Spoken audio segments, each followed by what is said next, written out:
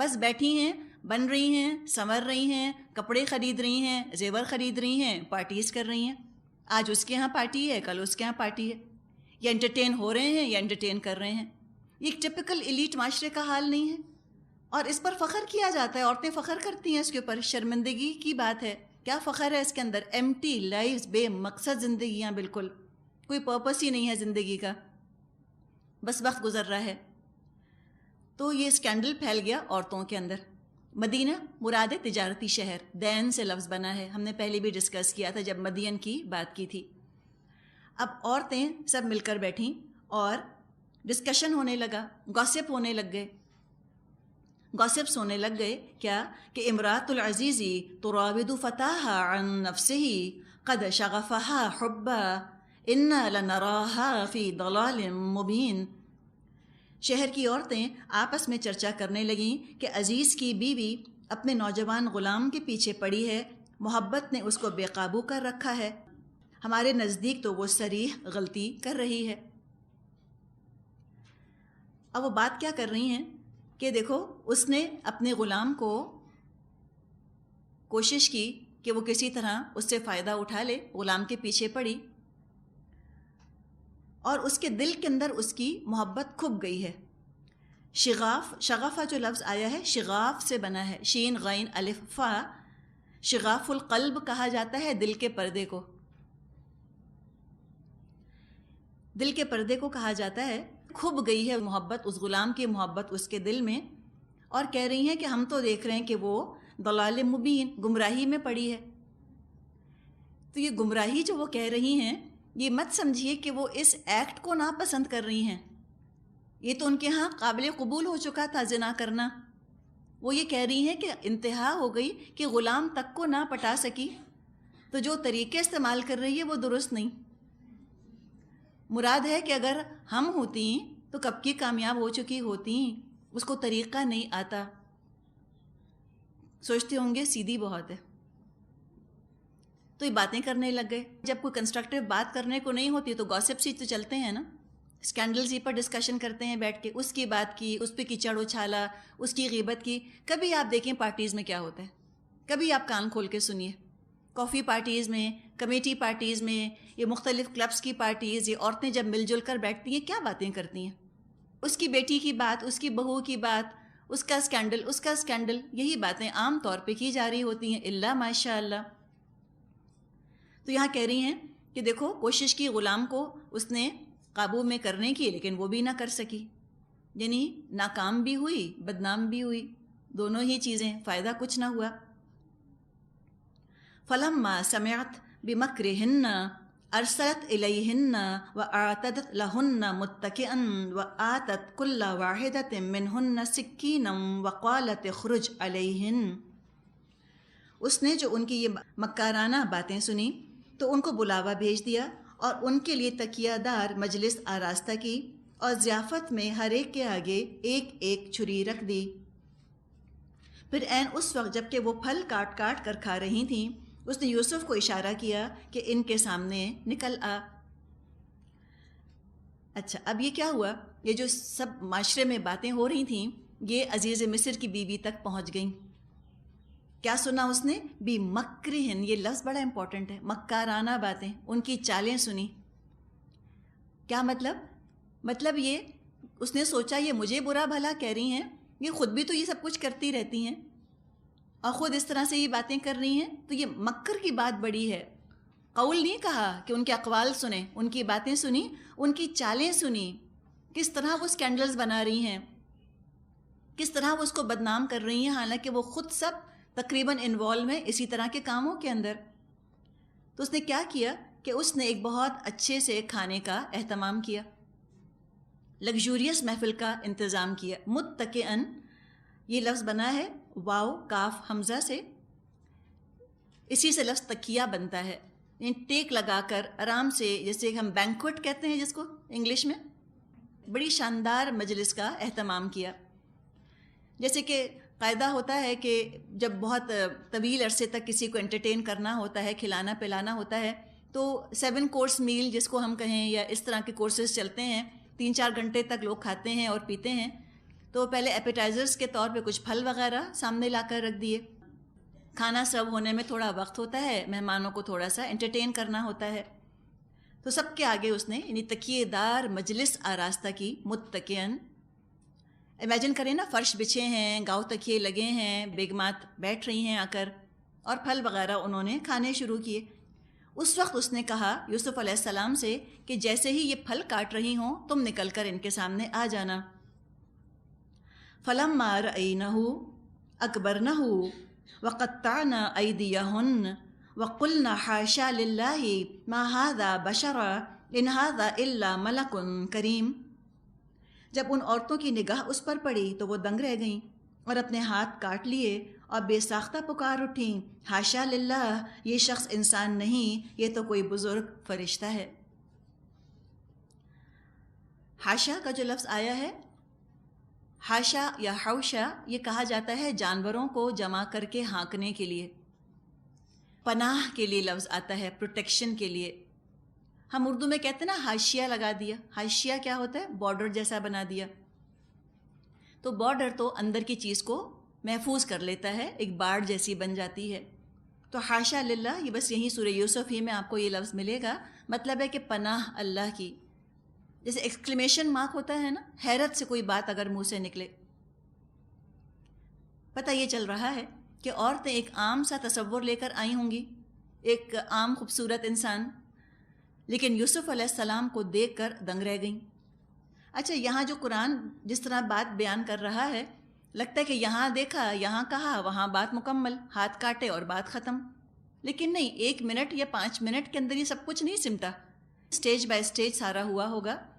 پہلے دیکھا یوسف علیہ السلام کو، ہو سکتا ہے بات چیت کی ہو، محسوس کر لیا ہو کہ یہ ہمارے دام میں آنے والا نہیں ہے، یہ نظر اٹھا کے نہیں دیکھ رہا ہماری طرف. تو کیا کیا؟ قطعنا ایدیہن، کاٹ لیے اپنے ہاتھ. یہ غیر اختیاری طور پہ کام نہیں ہوا، غلطی سے ہاتھ نہیں کٹے، جان بوجھ کے ہاتھ کاٹے انہوں نے اپنے. آگے آئے گا آیت نمبر 50 میں یوسف علیہ السلام اس واقعے کی طرف اشارہ کر کے فرمائیں گے کہ ان کی چال دیکھو کیسی تھی. یعنی ایک اٹینشن گیٹنگ گمک ہے. پہلے تو مائل کرنے کی کوشش کی ہوگی یوسف علیہ السلام کو، وہ مائل نہ ہوئے تو کیا کیا؟ ان کی توجہ اپنی طرف کھینچنے کے لیے ہاتھ کاٹ لیے کہ ذرا یہ آئیں گے، مرہم پٹی کریں گے ہماری تھوڑی سی، ہماری طرف ان کی توجہ ہوگی. لیکن اس وقت بھی جب وہ ان کی طرف متوجہ نہ ہوئے تو پھر بولی ہوں گی کہ کوئی عام مرد تو نہیں ہے، کوئی عام انسان تو ہمیں ریزسٹ نہیں کر سکتا. اور 1 نہیں، 2 نہیں، 3 نہیں، ٹولے کا ٹولہ، ساری کی ساری اس طرح جو ہیں وہ پیچھے پڑ گئیں. اور امیجن کر رہی ہیں آپ، ایک بیچ میں مرد جوان، ڈھیروں ڈھیر عورتیں بنی سنوری، میک اپ میں لدی ہوئی، زیور میں، کپڑے میں، یعنی کہ سر سے پیر تک ہتھیاروں سے لیس. اور پھر وہ کوشش کر رہی ہے ایک کے بعد دوسری، دوسری کے بعد تیسری. اور اس طرح یوسف علیہ السلام جو ہیں اپنی عزت کی حفاظت کر رہے ہیں. تو کتنی ان کو حیرت ہوئی ہوگی، کہنے لگیں کہ یہ انسان نہیں ہے. ما ھذا بشرن، انسان نہیں لگتا. ان ھذا الا ملک کریم، یہ تو کوئی فرشتہ ہے، انسان نہیں ہو سکتا. اتنا زوم تھا ان کو اپنی کشش، اپنے حسن پر، کہ ہمیں کوئی رزسٹ کر نہیں سکتا، کوئی عام مرد نہیں کر سکتا، تو یہ انسان نہیں ہے.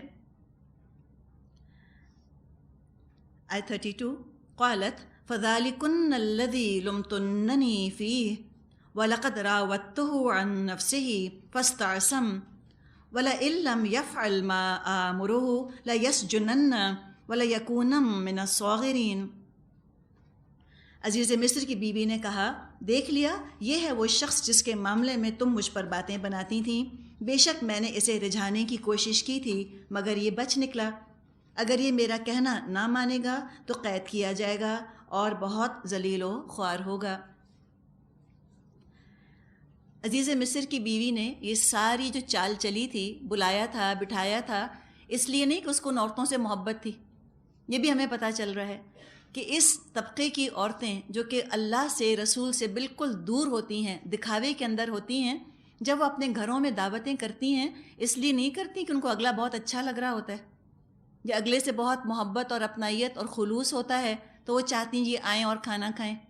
ان کے اپنے کوئی الٹیریئر موٹیوز ہوتے ہیں, کوئی دکھاوا, کوئی اپنی شان بتانا, کوئی فلپینو میٹ کی طرف اشارہ کرنا, کوئی نیا کٹلری سیٹ جو لے کر آئی تھیں, یا کوئی جو ہے انہوں نے گھر اپنا بنایا تھا بہت عالی شان, اب اس کا دکھاوا کرنا ہے تو کیا کریں, کہا چلو ڈنر پر بلا لیتے ہیں.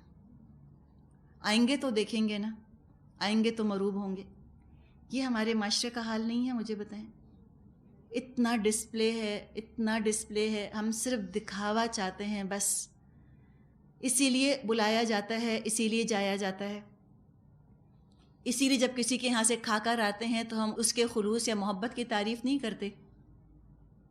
جس چیز کو دکھانے کے لیے اس نے بلایا ہوتا ہے اسی کا ذکر کرتے ہیں, اس کی کٹلری کا, کراکری کا, نوکروں کا, شان و شوکت کا, اس کا گھر کیسا ہے اور کیسا ہے, انہی چیزوں کے اوپر فوکس رہتا ہے. اس نے بھی جو بلایا تھا ان ساری خواتین کو, یہ نہیں کہ عزیز مصر کی بیوی کو بہت محبت تھی, کوئی محبت نہیں تھی اس کو, اس لیے کہ سب غیبت کرتی ہیں بیٹھ کے ایک دوسرے کی بعد میں. اس کو تو اپنا ایک نقطہ ہے جو کہ ثابت کرنا تھا, تو اس نے اپنا پوائنٹ ثابت کر دیا. اور پھر آپ دیکھیے بھری محفل میں اعلان کر رہی ہے کہ ہاں میں نے کوشش کی تھی. کوئی لحاظ نہیں, کوئی شرم نہیں, کوئی شرمندگی نہیں. اس طرح اوپنلی ڈکلیئر کرنا کہ ہاں I am in love with him. اور اس طرح عورتیں باتیں کرتی ہیں. اور ہمارے ہاں جو کچھ الفاظ استعمال ہونے لگ گئے ہیں وہ اتنے برے ہیں, لیکن وہ عورتوں کی زبان پر یوں چڑھ گئے ہیں کہ ان کو احساس نہیں ہے کہ وہ لفظ کتنا برا ہے. ہمارے خاندانوں میں شدت کی ممانعت تھی اس لفظ کو استعمال کرنے کی. لڑکیاں تو لڑکیاں, کبھی لڑکے نہیں استعمال کرتے تھے, اور آج ایسے وہ عام ہو گیا. آج کہتی ہیں نا یار, انتہائی برا لفظ ہے. یار کے معنی دوست کے نہیں ہوتے, اس کا مطلب ہوتا ہے لور, نعوذ باللہ. اور اس طرح عورتیں یار یار کہہ دیتی ہیں لڑکیاں. یہ اچھا لفظ نہیں ہے, یہ عورتوں کی زبان پر تو بالکل اچھا نہیں لگتا, نہیں جچتا. تو یہ لفظ بالکل آپ نکال دیجئے اپنی ڈکشنری سے, اپنی ووکیبلری سے. اور جب لحاظ اٹھنا شروع ہوتا ہے تو یہاں تک لحاظ اٹھ گیا کہ اس نے عام ڈکلیئر کر دیا, اعلان کر دیا کہ ہاں میں نے اس کو کوشش کی تھی, اس پر میں نے ڈورے ڈالے تھے لیکن کامیابی نہیں ہوئی. کس کی مجلس محفل ہے یہ؟ ان گری پڑی عورتوں کی مجلس نہیں ہے جو جسم فروشی کا کام کرتی ہیں, وہ نہیں ہیں. یہ اپنے معاشرے کی سو کالڈ شریف عورتیں ہیں, ایلیٹس جس کی کہ ہم بات کر رہے ہیں. یہ ملأ قوم کی بات کی جا رہی ہے, یہ شریف عورتوں کی محفل ہے. تو سوچیں کہ جس چیز کو, جس بے حجابی کو اور بد لحاظی کو ہم ماڈرن ہونے کی علامت سمجھتے ہیں, یہ ویمنز لب کا کرشمہ سمجھتے ہیں, وہ کوئی ماڈرن نہیں ہے, میڈیویل ہے, انتہائی بیک ڈیٹڈ چیز ہے. یہ بہت پرانی ہے, بیکورڈ. ہزاروں سال پہلے عورتیں اس طرح کی باتیں کرتی تھیں, جاہل عورتیں. لیکن زمانے جاہلیت تو گزر گیا, لیکن خود جاہلیت تو نہیں گزری نا, وہ تو ریکر ہوتی رہتی ہے. جب اسلام کو عروج ہوگا اس طرح کی جہالت دب جائے گی, اور جب اسلام پر زوال آئے گا اس طرح کی جہالت جاگ جائے گی, اس کو عروج مل جائے گا. تو کئی ہزار سال پہلے بھی ایسی جہالت کو عروج تھا اور آج بھی ہے. اور ساتھ ہی ساتھ اس نے یہ بھی کہا, دھمکی دی کہ اگر اس نے میری بات نہیں مانی, جو میں اس کو حکم دیتی ہوں, اگر وہ نہیں اس نے مانا تو میں اس کو قید کروا دوں گی اور اس کو بہت چھوٹا ہو کر رہنا ہوگا. ہم انگلش میں کہتے ہیں نا کہ hell hath no fury like a woman scorned. تو یہی ہے فیوری اس کی. آپ دیکھیں انتقام ابل رہا ہے اس کے اندر سے. کیوں؟ اس لیے کہ اس کی شہوت نہیں پوری ہوئی, اس کے انا کے اوپر زد لگ گئی ہے جا کر. اب یوسف علیہ السلام بھی وہاں آس پاس ہی تھے, باتیں سن رہے تھے. قال, کہا یوسف علیہ السلام نے, رب السجن احب الی مما یدعوننی الیہ, اے میرے رب مجھے قید منظور ہے بنسبت اس کے کہ میں وہ کام کروں جو یہ عورتیں مجھ سے چاہتی ہیں. کیا تقویٰ تھا. آپ دیکھیں یہ بھی مرد تھے نا, تو جب یوسف علیہ السلام اس طرح اپنے آپ پر قابو پا سکتے ہیں تو اور مرد بھی کر سکتے ہیں. ممکن ہے, اتنا بتا دیا, پاسبل ہے. اور یہ اللہ تعالیٰ سے دعا کر رہے ہیں کہ اللہ مجھے قید زیادہ پسند ہے اس چیز کے مقابلے میں جس کی طرف یہ مجھے بلا رہی ہیں. یعنی اللہ میں جسمانی مشکل اٹھانے کو تیار ہوں لیکن گناہ کی دلدل میں پڑنے کو تیار نہیں. گناہ کے مقابلے میں دنیاوی مصیبت کو آسان ہلکا سمجھا. بعض روایات میں آتا ہے کہ جب یہ دعا کی یوسف علیہ السلام نے کہ اللہ مجھے قید خانہ زیادہ پسند ہے بجائے اس گناہ کی طرف جو یہ مجھے بلا رہی ہیں، تو اللہ تعالیٰ کی طرف سے وحی آئی کہ آپ نے قید میں اپنے آپ کو خود ڈلوایا. اگر عافیت مانگتے تو مکمل عافیت مل جاتی. کسی بڑی مصیبت سے بچنے کے لیے یہ کہنا کہ اللہ میں چھوٹی مصیبت مبتلا کر دے، یہ درست نہیں ہے. ایسے نہ کرے انسان. نبی اکرم صلی اللہ علیہ وسلم نے ہمیں مکمل عافیت کی دعا مانگنے کی ترغیب دلائی ہے. لیکن آپ ان کی جذباتی کیفیت تو دیکھیں. اتنے پریشان تھے کہ کہا کہ اللہ قید خانہ بہتر ہے اس آزمائش کے مقابلے میں. اور فرمایا وَإِلَّا تَصْرِفْ عَنِّي كَيْدَهُنَّ أَصْبُ إِلَيْهِنَّ وَأَكُن مِّنَ الْجَاهِلِينَ. اور اگر تو نے ان کی چالوں کو مجھ سے دور نہ کیا تو میں ان کے دام میں پھنس جاؤں گا اور جاہلوں میں شامل ہو جاؤں گا. فَاسْتَجَابَ لَهُ رَبُّهُ فَصَرَفَ عَنْهُ كَيْدَهُنَّ إِنَّهُ هُوَ السَّمِيعُ الْعَلِيمُ.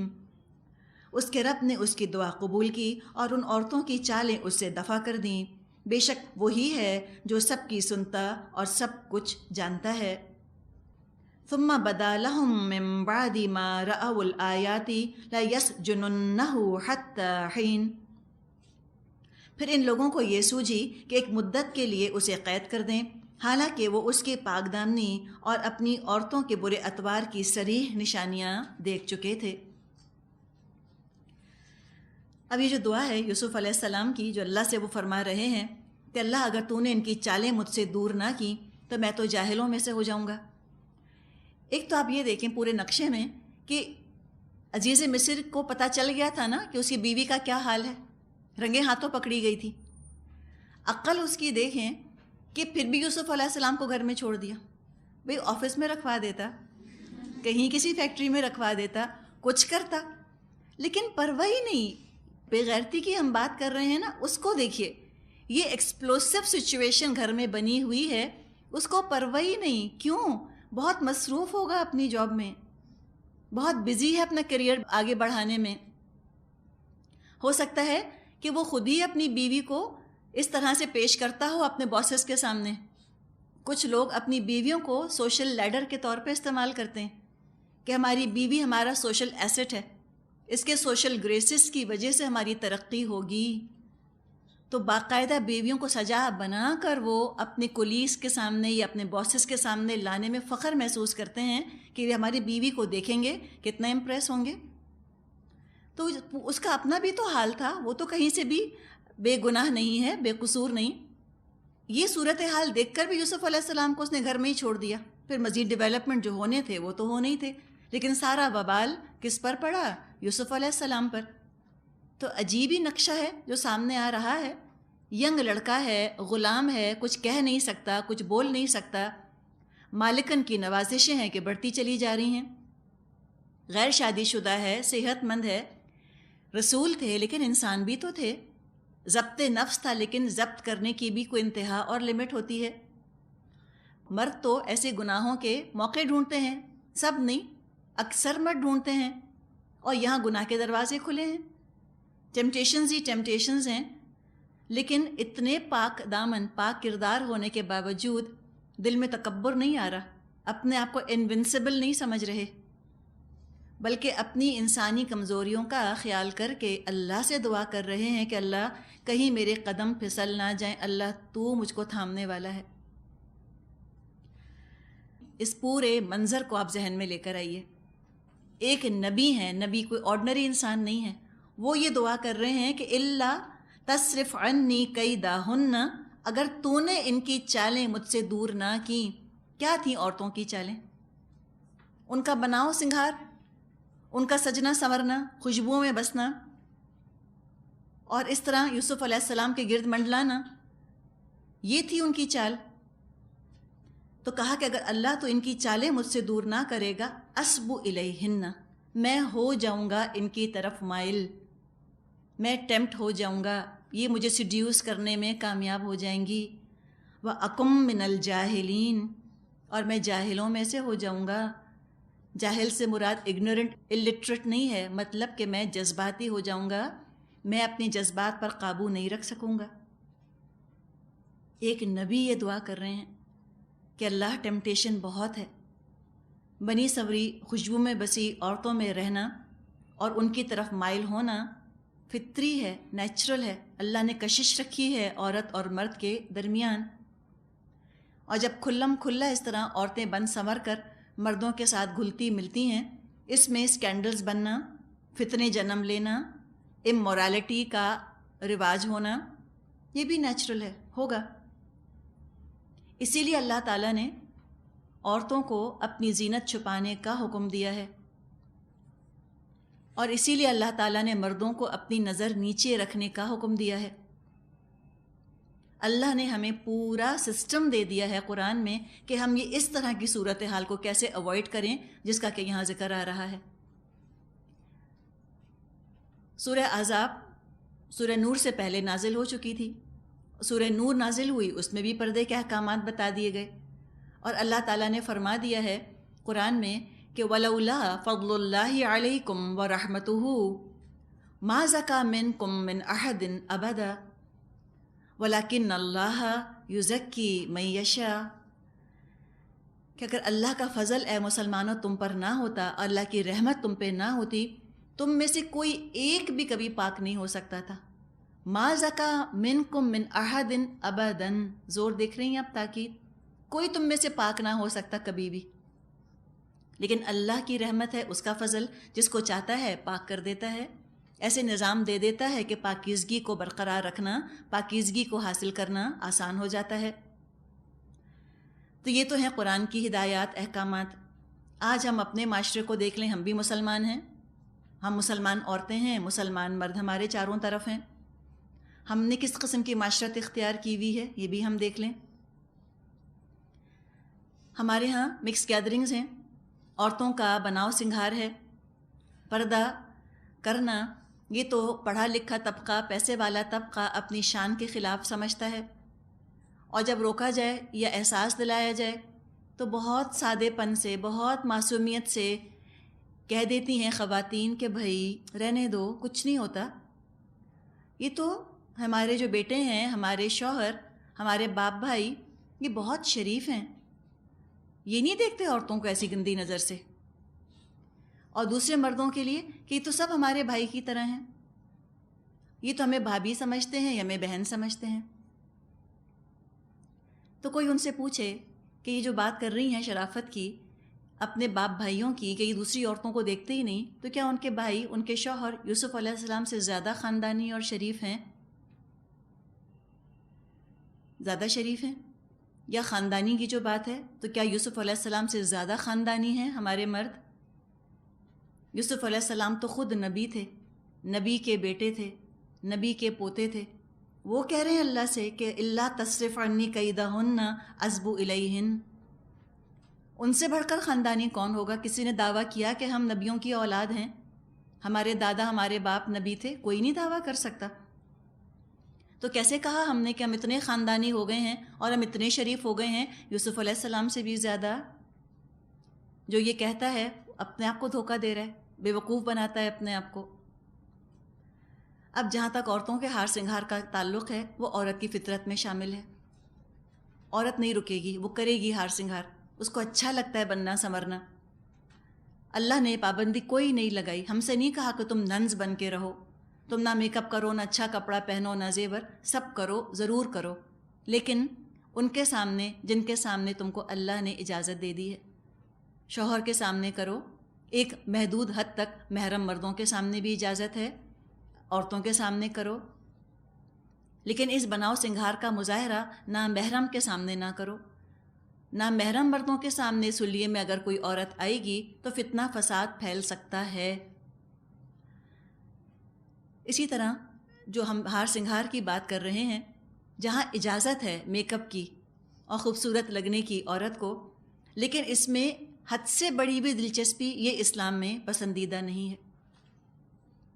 اس کو پیشن بنا لینا زندگی کا، obsessive compulsive بیہیویئر کا مظاہرہ کرنے لگنا، یہ چیز پسندیدہ نہیں ہے کہ واش رومز کے اندر یہاں سے وہاں تک کریمز ہیں، یہ ناخنوں کی، یہ ناخن کے کناروں کی، یہ بالوں کے کناروں کی، یہ بالوں کے جڑوں کی، یہ پلکوں کی، یہ آنکھوں کے نیچے کی اسکن کی، یہ منہ کے نیچے کی اسکن کی، یہ گردن کی. تو کوئی انتہا ہے؟ بلینز اینڈ بلینز اس کے اوپر خرچ کر دیں اور پیارا کوئی نہیں ہوتا. افسوس کی بات یہ ہے، جو جیسا ہوتا ہے وہ لگتا ویسے ہی ہے. کتنی بھی کولاجن کی کریمز لگا لیں، 50 سال کی 20 سال کی نہیں لگ سکتی. تو فائدہ؟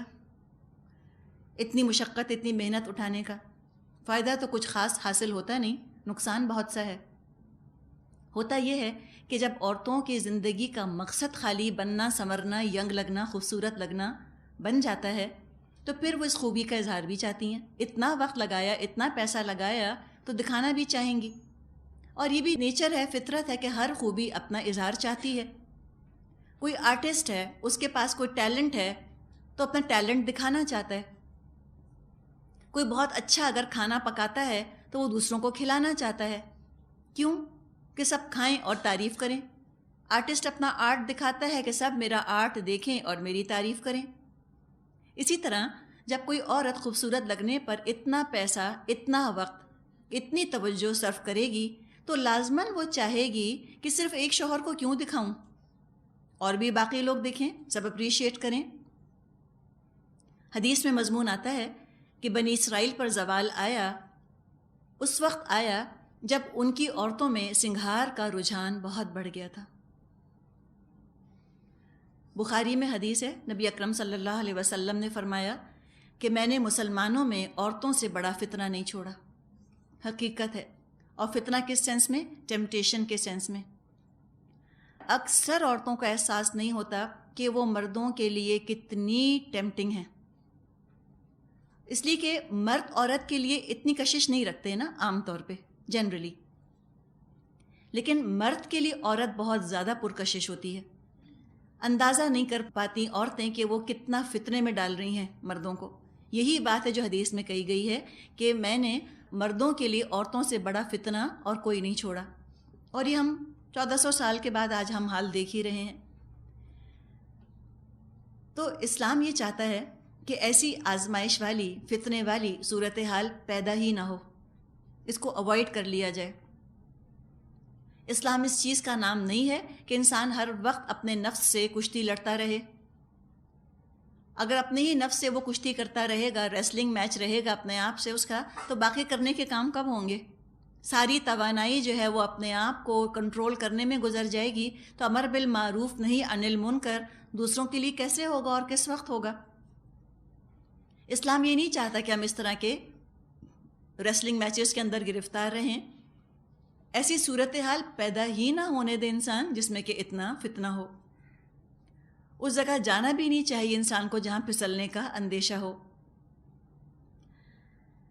تو لہٰذا جب یوسف علیہ السلام نے یہ دعا کی کہ اللہ تعالیٰ تو مجھ کو بچا لے، تو اللہ تعالیٰ نے ان کو بچا لیا. اور ہوا یہ کہ مصر میں لوگوں نے اٹھا کر یوسف علیہ السلام کو جیل میں ڈال دیا. شاید اب میاں کو خیال آیا ہو کہ چلو ان کو جیل میں بھجوانا ہی بہتر ہے. اب بھی آپ دیکھیں بیوی کو ایک لفظ نہیں کہہ سکا، بیوی کو کچھ کہنے کی مجال نہیں تھی. یہ ہوتا ہے جب معاشرے اس طرح پرورٹ ہوتے ہیں تو دو ایکسٹریمز وجود میں آتی ہیں ان معاشروں کے اندر. ایک طرف عورت کی انتہائی مظلومیت جو کہ دبے ہوئے اور پسے ہوئے طبقات میں ہوتی ہے، غریب طبقات میں عورتیں انتہائی ڈاؤن ٹراڈن ہوتی ہیں، کوئی حق نہیں مل رہا ہوتا، وہ گائے بکریوں کی طرح ان کو ٹریٹ کیا جاتا ہے، کیٹل کی طرح، جو اپنے گاؤں کے اندر ہم دیکھتے ہیں.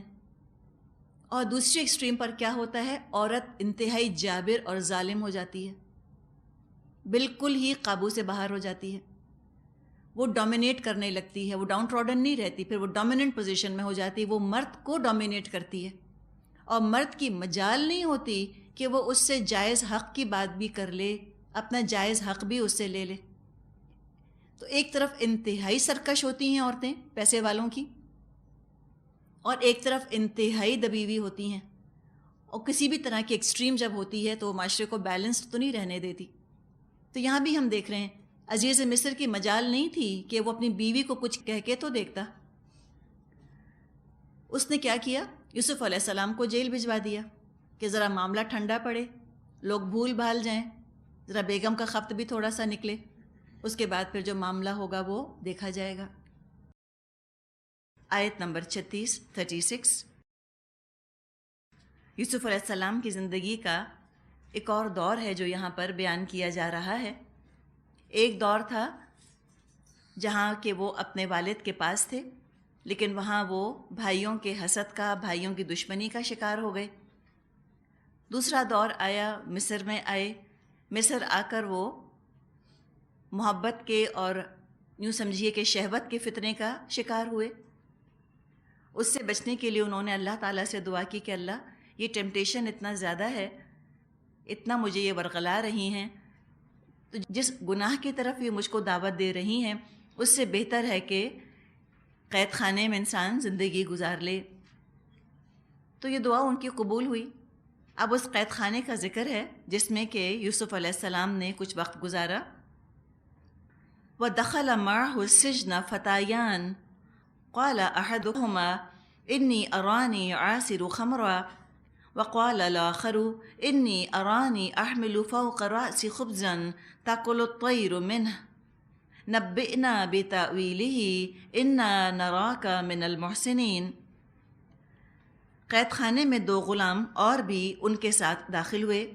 ایک روز ان میں سے ایک نے ان سے کہا، میں نے خواب دیکھا ہے، میں شراب کشید کر رہا ہوں۔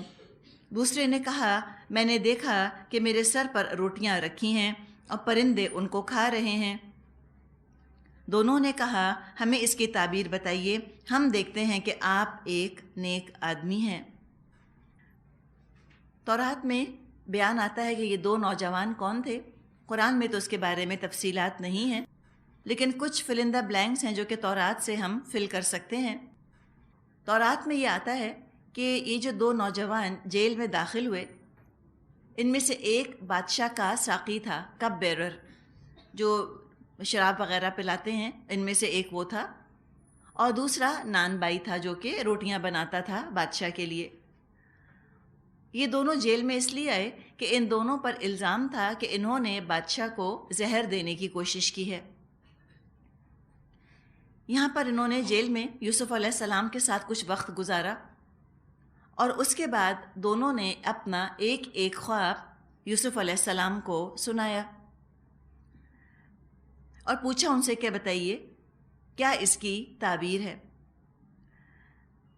اور کہا انا نراک من المحسنین، ہم دیکھ رہے ہیں کہ آپ محسن ہیں۔ پتہ یہ چلا کہ محسن جو ہوتا ہے اس کو بول کر نہیں بتانا ہوتا کہ دیکھو میں کتنا نیک ہوں۔ محسن وہ نہیں ہوتا جو اپنی نیکی کا پرچار خود کرے، خود اپنے آپ کو پروجیکٹ کرے، سیلف پروجیکشن نہیں ہوتا محسن کا کام۔ نیکی جو ہوتی ہے اس کے اعمال میں سے، اس کے اقوال میں سے، اس کے کردار میں سے خود چھلک رہی ہوتی ہے، نظر آ رہا ہوتا ہے کہ یہ نیک انسان ہے۔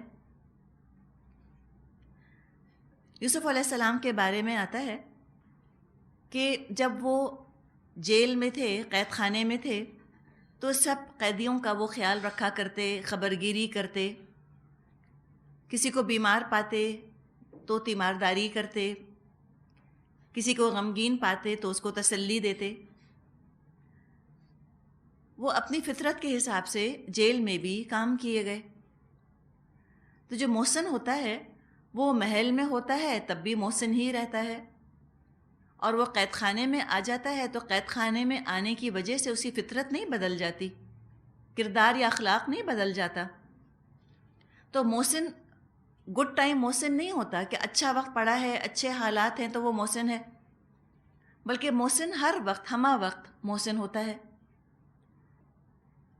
حالات کیسے بھی ہوں، اس کی فطرت، اس کا مزاج، اس کی عادتیں نہیں بدلتی حالات کے حساب سے۔ اور آپ دیکھیں جو کچھ ہم نے یہاں ذکر کیا، قید خانے میں تھے وہ یوسف علیہ السلام، اور قید خانے میں قیدیوں کے ساتھ وہ یہ سلوک کر رہے تھے۔ قیدی جو ہوتے ہیں وہ معاشرے کا دبا ہوا پسا ہوا طبقہ تو نہیں کہنا چاہیے، لیکن وہ طبقہ ہوتا ہے کہ جو پسندیدہ نہیں ہوتا۔ ظاہر ہے کوئی جرم کیا ہوتا ہے، کوئی انہوں نے کرائم کیا ہوتا ہے، تبھی تو وہ قید خانے میں آتے ہیں، قید خانے میں موجود ہوتے ہیں۔ یہ بھی حقیقت ہے کہ بے گناہ بھی، بے قصور لوگ بھی قید خانے میں ہوتے ہیں، جیسے کہ یوسف علیہ السلام بے قصور تھے، قصور نہیں تھا ان کا، لیکن وہ بھی قید خانے میں آئے تھے۔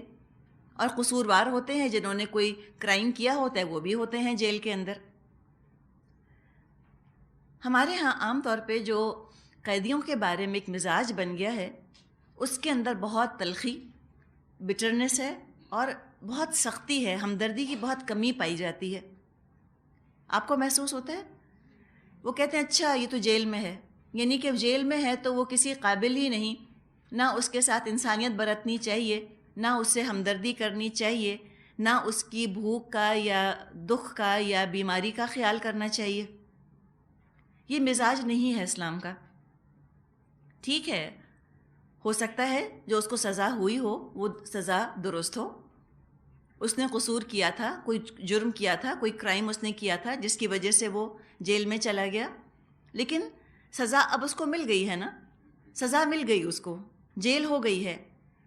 جیل میں جانے کی وجہ سے اس کی سزا کا تو معاملہ شروع ہو گیا، جو جرم اس نے کیا تھا اس کی اس کو پنشمنٹ مل رہی ہے، اب وہ پنشمنٹ کافی ہے۔ اب اس کا مطلب یہ نہیں ہے کہ اس کو مزید سزا دی جائے اور ہر طرح کے انسانیت سے اور انسانیت والے سلوک سے اس کو محروم کر دیا جائے۔ تو قیدیوں کو بھی ہمدردی کی ضرورت ہوتی ہے، قیدیوں کو بھی دوا کی ضرورت ہوتی ہے۔ قیدی بھی چاہتے ہیں کوئی آ کر ان کا دکھ درد سن لے، ان سے دو میٹھے بول بول لے۔ ان کو بھی بھوک لگتی ہے، ان کا بھی دل چاہتا ہے وہ بھی کبھی اچھا کھانا کھا لیں۔ بیمار ہوتے ہیں، ان کو بھی دوا کی ضرورت ہوتی ہے۔ تو جو ایک عام انسان کی ضرورتیں ہیں وہی ضروریات ایک قیدی کی بھی ہوتی ہیں۔ تو اسلامی معاشرہ قیدیوں کی طرف سے بے حس نہیں ہوتا۔ ہم انشاءاللہ پڑھیں گے سورہ دہر میں کہ نیک لوگ وہ ہوتے ہیں جو اپنی ضرورت کم کرتے ہیں اور وہ یتیم کو، مسکین کو، اسیر کو کھانا کھلاتے ہیں۔ سورہ دہر میں یہ مضمون آتا ہے، مسکین و یتیم و اسیرا، اور وہ کہتے ہیں کہ ہم اللہ کی خاطر تمہیں کھلا رہے ہیں، ہمیں تم سے کوئی صلہ نہیں چاہیے۔ اگر ہمارے پاس وقت ہے، ہمیں بھی ضرورت ہے کہ ہم بھی ان اداروں کی طرف جائیں۔ اگر آپ جا سکتی ہیں، اللہ نے آپ کو سہولت دی ہے، کوئی موقع دیا ہے، آپ جائیے جیل، اور وہاں جو قیدی خواتین موجود ہیں ان سے آپ بات چیت کیجئے، ان کی ضروریات پوچھیے، ان کے لیے کھانا لے جائیے۔ اسی طرح مرد ہیں، مرد مردوں کے جیل میں جائیں، وہاں واعظ اور تبلیغ کریں۔ جیل میں بھی تو واعظ کرنے کی ضرورت ہے، جیل میں بھی تو تبلیغ کرنے کی ضرورت ہے، ان کو بھی تو قرآن سنانے کی ضرورت ہے، ایمان کی دعوت ان کو بھی دینی چاہیے۔ تو ایمان کی دعوت دینے کے لیے کوئی خاص انسٹیٹیوشن ضروری نہیں ہے کہ بس خاص جگہ ہو تبھی ہم یہ کام کریں گے۔ جہاں جہاں ضرورت ہے، جہاں جہاں انسان بس رہے ہیں، وہاں وہاں دین کی دعوت دینے کی ضرورت ہے، چاہے وہ ہوٹل ہوں، چاہے انسٹیٹیوشنز ہوں، چاہے وہ سکولز ہوں، چاہے وہ جیل ہو، چاہے وہ آفس ہو، جہاں موقع ہو وہاں بات کر دینی چاہیے۔ اسی طرح زکوٰۃ کا پیسہ وہ بھی قیدیوں پر خرچ کیا جا سکتا ہے، ان کی ضروریات پوری کرنے کے لیے خرچ کیا جا سکتا ہے۔ تو یہ انسان نہ سوچے کہ اچھا وہ تو قیدی ہیں تو ان کو نفرت سے دھتکار دیا جائے۔ ٹھیک ہے، جو جرم انہوں نے کیا سزا اس کی بھگت رہے ہیں، اب پورے انسان کو، ایک مسلمان کو تو اس طرح سے رد نہیں کیا جا سکتا اس لیے کہ اس سے کبھی زندگی میں ایک غلطی ہو گئی، وہ گناہ کر بیٹھا، وہ کوئی قصور کر بیٹھا، وہ جرم کر بیٹھا، جرم کی سزا بھگت رہا ہے، لیکن ہے انسان، اور انسان ہونے کے ساتھ ساتھ اگر مسلمان ہے تو اس کا تو پھر دوسرے مسلمان پر حق بنتا ہے کہ اس کے ساتھ خیر خواہی کی جائے، اس کی ضروریات کا خیال کیا جائے۔ تو یہ چیز ہم کو یہاں یوسف علیہ السلام کے رویے میں اس کی جھلک نظر آ رہی ہے کہ وہ جیل میں تھے تو بھی محسن ہی تھے۔ آیت 37، قال لا یأتیکما طعام ترزقانہ الا نبأتکما بتأویلہ قبل ان یأتیکما ذالکما مما علمنی ربی انی ترکت ملۃ قوم لا یؤمنون باللہ وہم بالآخرۃ ہم کافرون۔ یوسف علیہ السلام نے کہا، یہاں جو کھانا تمہیں ملا کرتا ہے اس کے آنے سے پہلے میں تمہیں ان خوابوں کی تعبیر بتا دوں گا۔ یہ علم ان علوم میں سے ہے جو میرے رب نے مجھے عطا کیے ہیں۔ واقعہ یہ ہے کہ میں نے ان لوگوں کا طریقہ چھوڑ کر جو اللہ پر ایمان نہیں لاتے اور آخرت کا انکار کرتے ہیں، اپنے بزرگوں کا طریقہ اختیار کیا۔ آیت 38، وَاتَّبَعْتُ مِلَّةَ آبَائِي إِبْرَاهِيمَ وَإِسْحَاقَ وَيَعْقُوبَ مَا كَانَ لَنَا أَن نُّشْرِكَ بِاللَّهِ مِن شَيْءٍ ذَلِكَ مِن فَضْلِ اللَّهِ عَلَيْنَا وَعَلَى النَّاسِ وَلَكِنَّ أَكْثَرَ النَّاسِ لَا يَشْكُرُونَ۔ میں نے اپنے بزرگوں ابراہیم، اسحاق اور یعقوب علیہم السلام کا طریقہ اختیار کیا ہے۔ ہمارا یہ کام نہیں ہے کہ اللہ کے ساتھ کسی کو شریک ٹھہرائیں، در حقیقت یہ اللہ کا فضل ہے ہم پر اور تمام انسانوں پر، لیکن اکثر لوگ شکر ادا نہیں کرتے۔ اب یہ 2 آیات ہیں، اس میں ایک ہمیں انداز پتہ چل رہا ہے کہ تبلیغ کے طریقے کس کس طرح کے ہوتے ہیں، کس موقع کے حساب سے کس طرح تبلیغ کرنی چاہیے۔ تبلیغ کی حکمت ہمیں پتہ چل رہی ہے، اور ساتھ ساتھ ایک بہترین ٹائم مینجمنٹ کا بھی ہمارا تجربہ ہو رہا ہے کہ بہترین ٹائم مینجمنٹ جو ہے وہ یوسف علیہ السلام نے کس طرح سے کیا۔ پہلی بات تو آپ دیکھیے، جو انہوں نے وقت چوز کیا ان کے خواب کی تعبیر بتانے کا، وہ تھا جب کہ ان کے پاس کھانا آئے۔ یہ فرمایا نا، تمہارا کھانا جو ملا کرتا ہے اس سے پہلے میں تم کو تمہارے خوابوں کی تعبیر بتا دوں گا۔ اچھا، خوابوں کی تعبیر معلوم کرنا ان قیدیوں کی اپنی ضرورت تھی، اپنی خواہش تھی۔ ان کی خواہش پوری نہیں کی فوراً کی فوراً، لیکن چونکہ اب ان کی توجہ یوسف علیہ السلام کی طرف ہو چکی تھی تو اس توجہ سے فائدہ اٹھاتے ہوئے کچھ دین کی باتیں ان کو بتا دیں۔ ابھی ان کا اپنا انٹرسٹ ہے، ان کی اپنی غرض ہے قیدیوں کی، وہ بھی متوجہ ہیں یوسف علیہ السلام کی طرف۔ تو یوسف علیہ السلام نے اس سے فائدہ اٹھایا اور اس تھوڑی سی دیر کے اندر، اس سے پہلے کہ خواب کی تعبیر بتاتے، ان کی پسند کی بات ان کو بتاتے، چند باتیں انہوں نے اللہ کی بھی ان کو بتا دیں۔ یہ جو جیل کا روٹین ہوتا ہے بہت ہی افسردہ سا ماحول ہوتا ہے، بہت مونوٹنس وہاں کا ماحول ہوتا ہے، اور جو کھانا جب آتا ہے اور کھانا تقسیم ہوتا ہے اس وقت ذرا سی ہلچل ہوتی ہے، تھوڑی سی دلچسپی جو ہے وہ قیدیوں میں پیدا ہوتی ہے۔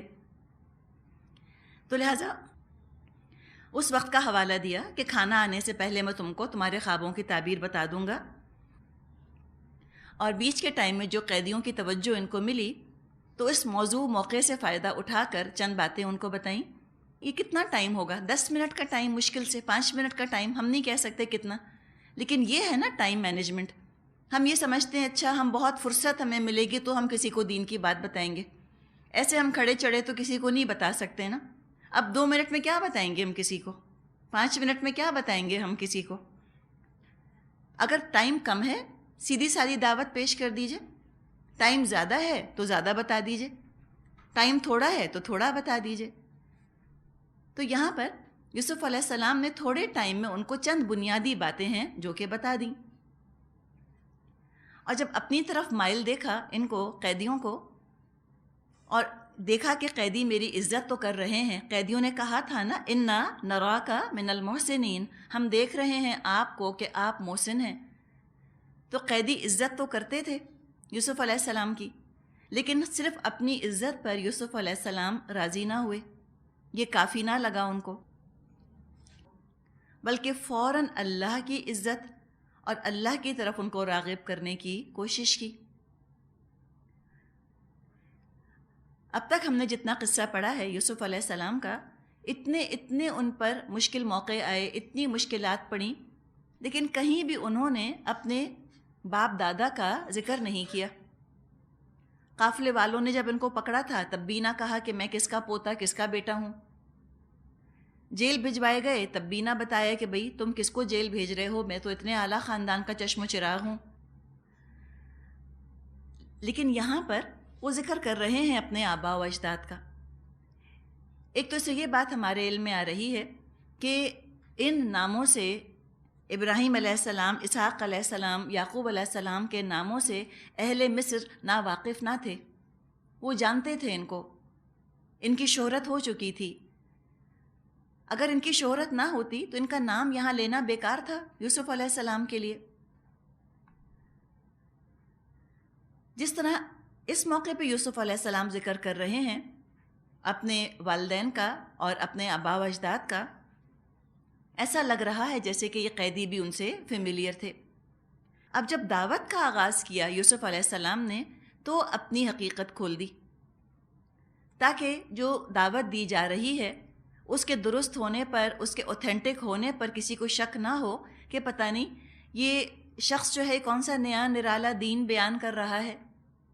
تو انہوں نے اپنا جو دین پیش کیا اس کا سلسلہ جوڑ دیا اپنے آبا و اجداد سے کہ میرا کوئی اپنا یہ نیا نکالا ہوا دین نہیں ہے، یہ تو میرے آبا و اجداد کا دین ہے، انہی سے یہ سلسلہ چلا آ رہا ہے. اب دیکھیں اپنائیت کتنی ہے نا. ما کان لنا ان نشرک باللہ من شیء، ہمارے لیے یہ مناسب نہیں ہے، ہمیں زیب نہیں دیتا کہ ہم اللہ کے ساتھ کسی کو بھی شریک ٹھہرائیں. اپنائیت سے بات کرنا، یعنی کہ جیل والوں سے وہ دور ہٹ کے، قیدیوں سے دور ہٹ کے وہ بہت غیریت کے ساتھ اور اجنبیت کے ساتھ بات نہیں کر رہے، بہت ہی اپنائیت کے ساتھ، فیملیرٹی کے ساتھ ان سے بات کر رہے ہیں کہ دیکھو ہمیں نہیں زیب دیتا، ان کو بھی شامل کر لیا.